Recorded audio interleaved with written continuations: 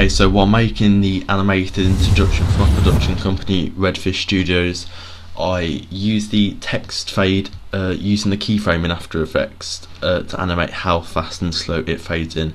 I edited the font size and the colour and the font because red and white are typical conventions of horror, and the circles that are burst in and out are using the keyframes. As you can see on the diagram on the screen, you click the clock and then use the... Okay, so overall, while making the 2D intro, I've learned how to animate text using the keyframes. This might be, for example, the scale, the position, or the opacity of the text. The opacity is how visible the text is. This is useful for dissolving text or gradually making it appear a lot smoother. So you can decide how and when you want the text to appear. I also applied this to the circles that are bursting from behind the text using keyframes. I already knew how to do this, however, using video tutorials I learnt how to add colour corrections to each layered circle.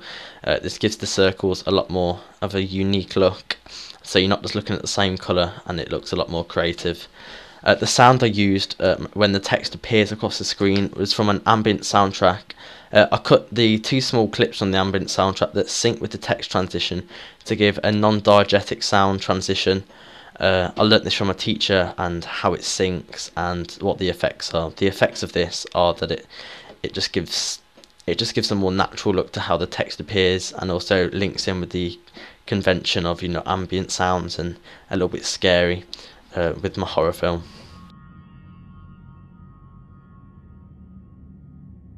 Okay, so this is fairly simple. I got the like blurred ink images, well, the motion images, and I just simply put text over them using an adjustment layer to make them sort of appear in for a blur. I just added the blur onto the adjustment layer, and it simply just looks like it's blurring into the text. Really, it looks really well.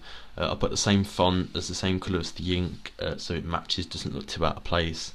And I thought the falling ink just matches my horror theme. Okay, so what I learned during the process of designing this title sequence is how to animate an adjustment layer to reveal the characters in the text, so like the letters or whatever.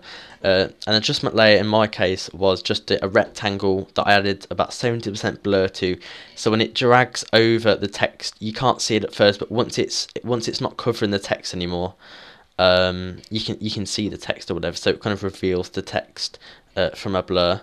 I use this using the keyframe and, you know, add in the position so it moves across, and I thought this looks really well as it moves slowly across to reveal the text, and I thought this looked really well with the, you know, the ink as it's like slowly moving, and it just looks good suiting my horror intro.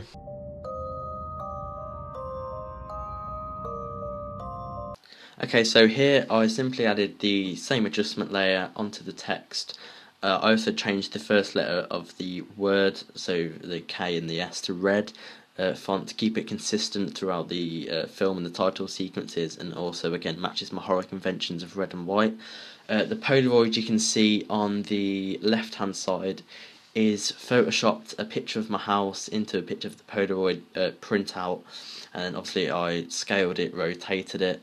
I put the picture of my house inside the Polaroid, added a colour correction, kind of a sepia effect, so it kind of looks old and aged, and this inspired me from the I think it's Woman in Black. And then I also what I learnt about this is just simply Photoshop, really, just learning how to add a colour correction, and obviously I green screened this into the footage. I also added a Sony Vegas in the TV simulator, and then some damage in grain, and the TV interruption to simply just make it look a little bit old. Okay, so in this piece of footage here, I use a blank piece of footage and then edit, as you can see here, this green screen into the picture. I scaled it. I used chroma key or key light to edit the green screen, and then as you can see in this clip here, I use a TV simulator and scan lines with an interruption sound to make it seem as if something's going wrong with the camera. And in the final clip here, you can see the same green screen that was used a second ago, and I copy and pasted this green screen a couple of times. I scaled it, I positioned it, and I brought it forward to make it look as if the green screen is actually moving